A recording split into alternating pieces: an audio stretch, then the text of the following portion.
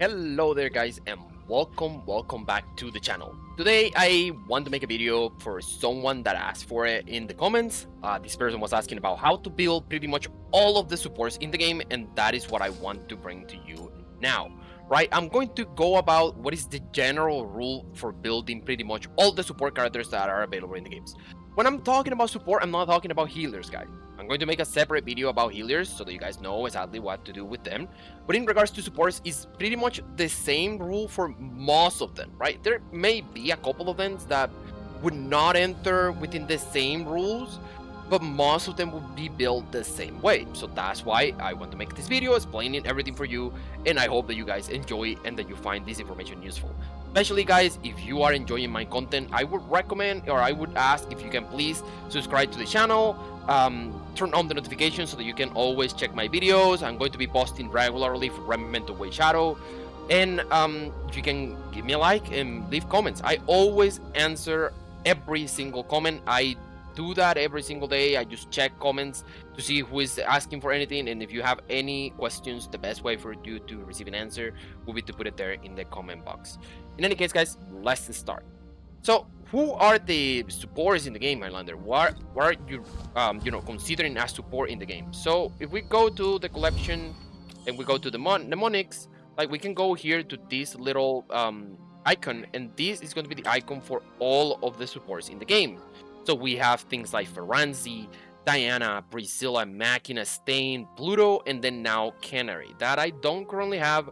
I do have enough points to buy her anyway, so if I in any situation don't end up not getting her from the banner, I would just go ahead and buy her, right, and just to have it on my account. I'm not so sure about, I mean, if I'm a big fan of Canary, to be honest. Um, but yeah, I mean, I guess collection wise, I just having her on my account. But in any case, guys, as you can see, I pretty much have every single support, and there are some of them that I'm using a lot, and there are some of them that I'm not really using a lot, right? So it would be good for you guys to know exactly which of these ones are the best ones, right? So if I need to rank these supports, right, if I need to do a ranking of these supports, let me just go ahead and just do that real quick. Let's go just to like here, list maker, right? Rememento White Shadow. Let's see if I can find one. So if we come here and we try to rank these supports, all of them, right? I would have to say like Pluto would be something like around the tier 3. Maybe it all depends, I mean, on how early you're in the game, like maybe tier 2, right? If I have to select the tier 0 support, I would definitely need to go with Machina. Machina is the best support in the game, and I can say that she's definitely currently the best character in the entire game. So if you're re-rolling for anything, re-roll for Machina. She's really, really strong. And Ferranzi is second to her.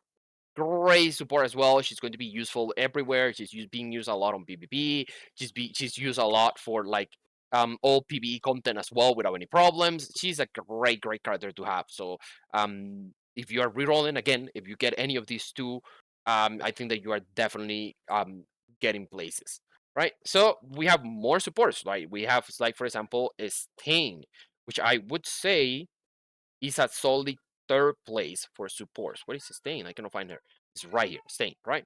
And Stain is not an offensive support in the things like, for example, Machina that gives you crit damage and Pluto gives you crit rate, right? But Stain has the advantage that she doesn't really use a lot of MP. In the contrary, she generates a lot of MP for you. All you have to do is just make sure that you get the dupe for her passive, and that's enough, right? She also gives you defense, which is really, really good in specific situations as well, right? She's more of a PvE support than maybe Pluto and Machina, right? Pluto and Machina may be more of a PvP support, right? But still, she's really, really, really strong. And we have also Priscilla, right? Priscilla, I'm not a fan of Priscilla. She is, in my opinion, not that good. She can be used for like defense in PvP, but you would really not see this character being used a lot for PvE, right? She's really not that good for that purpose. But I mean, in PvP, if you want to make a solid defense, I guess she can do something there. I mean, it's not really super crazy as well, but I mean, yeah, she can do something, right? It is not like she's completely useful. And then Diana used to be one of the best supports in the game. Like I would say that she would be tier 0, tier S or whatever, right? But she is now, I guess, tier 1. I'm mostly using Diana solely for like PvE. It's probably due to the way in which the PvP meta is right now.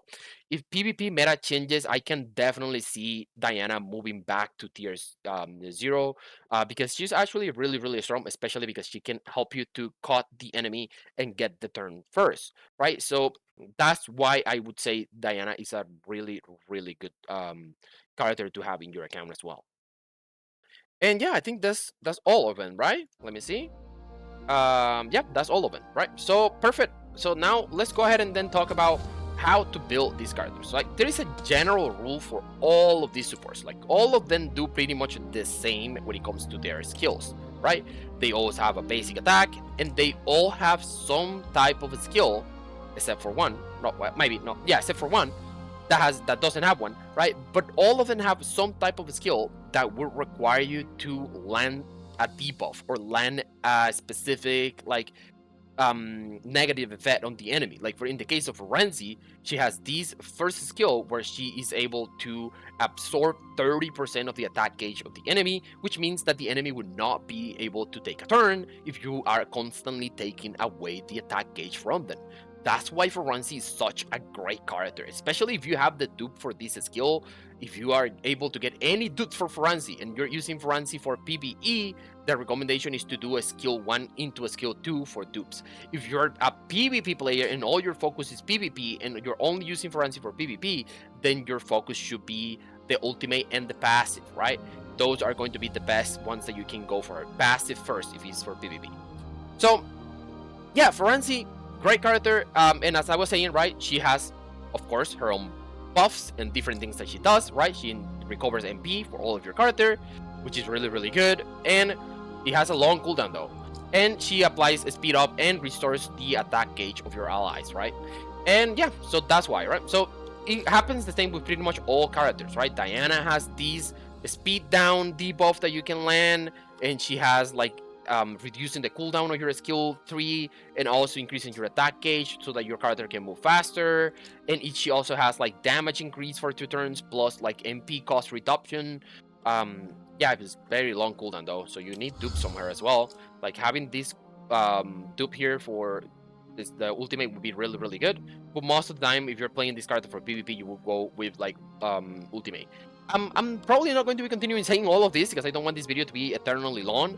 But I have a video about where to use all of your dupes. You just have to look for the video in my channel. You will be able to find a video for pretty much every single 5-star character where you should be focusing your dupes. So that's going to be for these 2 characters, right? And it's the same again for pretty much all of them. Pluto has defense breaks that she needs to land. Stain has increased miss rate that she needs to land. Priscilla doesn't have anything. Well, no, actually she does. I was thinking she didn't have anything, but she also has the same that Stain has, which is increased miss rate for the enemy. So this is actually pretty good, right? So she does also have the same combination. It seems to be that all supporters are following the same rule. And in the case of Canary also does have something as well. Like in the case of Machina, the skill 1 also does this, which is increased damage taken. So all of them are needing to land something, right? In the case of Canary, if we go here to the banner and check Canary real quick, she does have a skill 1 where she is absorbing the attack gauge of the enemies. So that's also some negative effect. I don't know how we can call it, right? Negative effect or maybe debuff, whatever it is, right? But she's definitely landing something. So the rule of thumb is that you for sure need to have effect hit rate independence for all of your supports, because all of them need to do something in particular with their skill 1. And the skill 1 is probably what you're going to be using the most with your supporters once you have used the big buff or the big utility that they have for your team. And if you are playing in auto, that's also going to be happening all the time. They are going to try all the time to use their skills, and I mean that's why you would be building then all of them with effect hit independence, right? As you can see here, this is my Machina, and I'm going to be using Machina as an example of how to build all of your supports. Main thing that you are needing for your supports is speed. Highlander, what about HP? Why is your Machina only 7,000 HP? Well, guys, it's because I need a speed, and if I don't get a piece that has HP in it with a speed, then I would not use it. Speed is king. You want your supports to move as many times as possible. So far, I've been using Machina for PvP and PvE and pretty much every content, including the hardest content in the game, and she is able to survive the way she is right now. She's not even level 80, as you can see. I'm not really going that hard with like leveling up all my supports to level 80 because they do their job at level 70 and you don't really get a speed when you move to level 80. I think that they should maybe change that and maybe get some speed as well when you level up to 80 so that people is like more willing to spend on that. But I mean, right now it is what it is, right? So as you can see, I have 101 effect hit rate, and that is precisely so that I can land my specific debuff that Machina has, which is damage increase that she puts on the enemy. And as you can see, the build is a speed set. And aside from the speed set, I don't care about anything else. So I'm just running whatever piece is the fastest available. I will be talking about what is going to be theoretically the best thing that you can do with all your supports, right? What is going to be that, perfect scenario for building a support? It's going to be a speed set, 4 pieces, right? We're going to be going with HP in the cloak. We're going to be going with a speed in the chest piece, and we're going to be going with a effect hit rate in the pants, right? So we have 4 pieces speed, and then we are having 2 odd pieces that we need to, like 2 other pieces that we need to, create a set with. So what is going to be out of all of the other sets, what is going to be the best set that you can use here?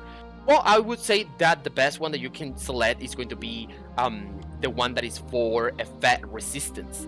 If your support is able to resist every effect that they may be inflicted with, then they would be more available whenever you need them for whatever content that you're doing in the game. Also, guys, I just noticed yesterday that that a skill tree for Machina, for example, would stun you, right? This would stun you and you would not be able to take the next turn.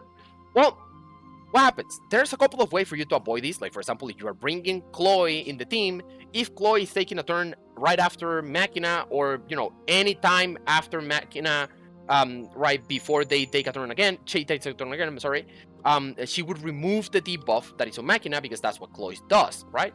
But if you also have immunity when you use the ultimate for Machina, then you don't get the stun because you're immune to all debuff.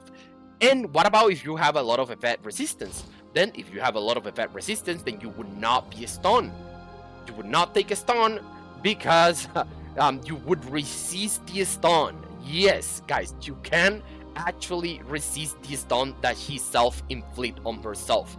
So maybe this would be the only one of all of the supports that you would like to build with effect resistance in the pants instead of effect hit.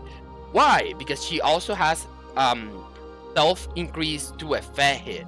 So she probably would not need the accuracy that much, because if you're using the skills in a particular order, she would not really need it. I mean, if you can use a skill 2 to increase your accuracy, and then the next turn you can use your skill 1 to land your debuff, then you would not have a single problem. So yeah, that's pretty much it, guys. It's just a speed set.